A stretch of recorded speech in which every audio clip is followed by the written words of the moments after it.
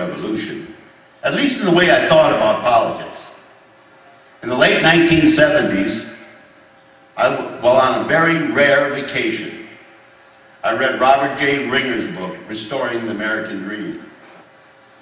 I couldn't put it down. The book helped me organize for my general views on politics and open my eyes to a consistent, logical point of view. The book did not move me away from my apolitical life, but it did provide the base for building my political philosophy. At that point, I'd been living the hard-working life at the core of Wisconsin's character. I got my first job in second grade, sweeping out that country school. We got $2 a month. Believe me, that wasn't bad money back then. You know, you could buy 20 candy bars for $1. I was a high roller, let me tell you. I started working at my father's grocery store in the 4th grade. I got a job shoveling blacktop for Matthews Road Construction the day I graduated from high school. I left college to join the Navy during the Vietnam War. I welded in the cab shop at the General Motors auto plant in Janesville. Plowed snow for the county, and I worked 5 years in a federal prison in Oxford. And through it all, my passion was boxing. I loved to box. I boxed in many Golden Glove fights, many tough man fights. Had my last fight in Superior, Wisconsin when I was 40 years old. I remember I came back from the second round. I was doing pretty good. And my coach says, "How you doing, Ed?" I said, "I don't know, you tell me." He said, "How many fingers I got?" I said, "I can't see your hand." I went on and finished the fight, but Jim said, "That's your last fight." So I kind of quit after that. Lots of times through hard work, I had enough money just to put food on the table and pay the electric bill. And through all those years, I had a fundamental understanding of the importance of freedom. And after reading Robert Ringer's book, I had to further refine that understanding. Still, I never felt the urge to become involved in politics. I prided myself in being the most apolitical person in the world. Politics was a corrupt club of career politicians, and I couldn't stand them, and I wanted to stay as far away from them as possible. Hear, hear. For 52 years, I lived an apolitical life. Then came that snowy night on December 13th, 1997. Busiest night of the year. We had a railroad Christmas party going on. Friday night fish fry. On that day, armed cops came busting through the front door, 4 of them. Raided me because of the result of a sting operation that was going on video poker machines. The police took the machines. They took all the money out of the dining room till. They took all the money out of the bar till. They raided 43 other bars in Monroe County that night. I did not have enough money to meet payroll or to pay the bills. I didn't know what I was going to do. I was devastated. I faced $40,000 in fines and 8 years in prison. At first I fought the charges, and the government lawyers, they couldn't see the jury willing to convict me. 69 people said, "No, I agree with Ed," and they walked out. The district attorney told the judge, "I'll find a jury," and he went into the streets and into the senior centers, and they came back and they said they didn't agree with him. And so in the end, they had to drop the charges.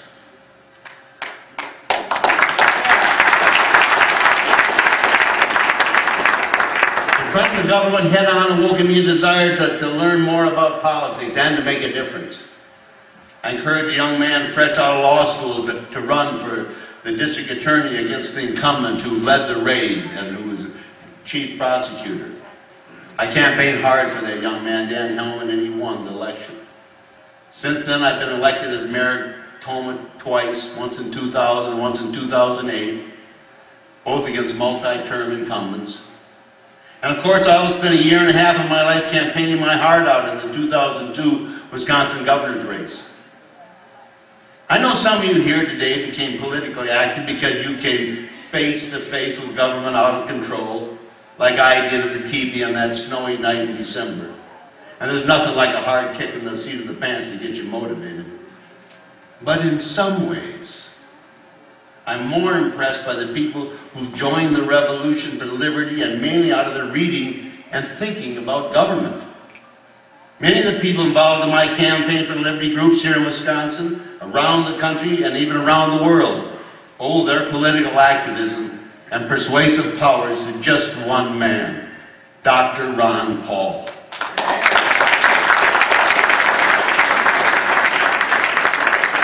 A member of the United States House of Representatives from Texas. Though I joined the revolution before I knew much about Dr. Paul, since my government race I have closely followed his work. I read many of his speeches and both of his recent books, Revolution, a Manifesto, and In the Fed. I endorsed Dr. Paul early in 2008's presidential campaign, and I regularly informed people of my support throughout his campaign. In my state Senate campaign, I'm running as a Ron Paul Republican. Yeah!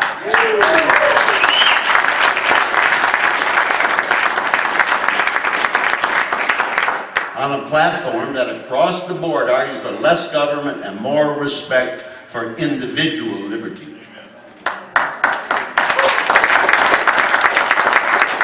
In interviews with media throughout the Wisconsin State Journal, the Wisconsin Radio Network, Wisconsin Eye Television, and several YouTube videos, I've praised Dr. Paul for supporting the Constitution every time. I thank Dr. Paul for the many years he's devoted to upholding the Constitution and explaining the philosophy of liberty. And I thank the members of your organization who are doing the same on the local level.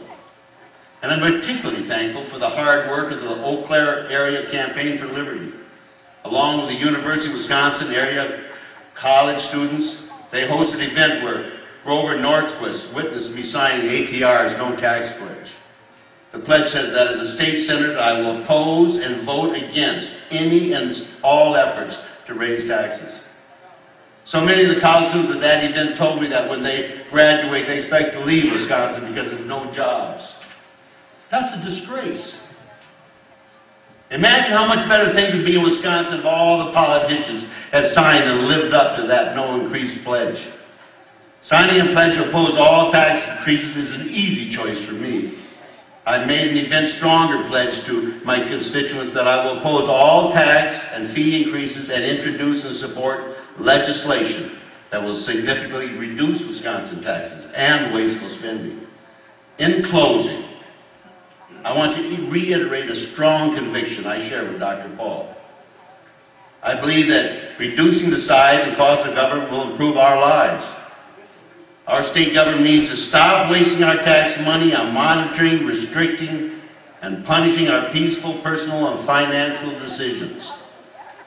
Having real freedom means respecting the rights of the members of your community to live their lives as they see fit. Business as they choose, as long as they respect the equal rights of others. Together, we can stop the expansive and destructive expansion of the state government and the government's controls over our personal and financial decisions.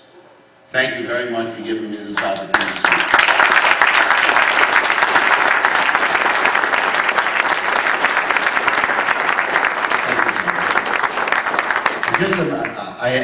I have to leave this right away, and so I really do appreciate it. My brother-in-law passed away last week in California, and my brother Artie and my friend Josie were going to be flying out of the Milwaukee airport right away. So I really appreciate this opportunity to come and speak to you, and thank you again for giving me this opportunity.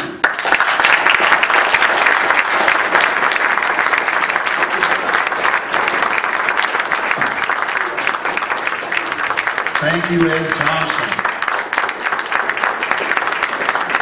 There goes the reason we are going to take the Wisconsin State Senate back, and we are going to turn the tide. He's a major contributor to that effort. And up next is another very significant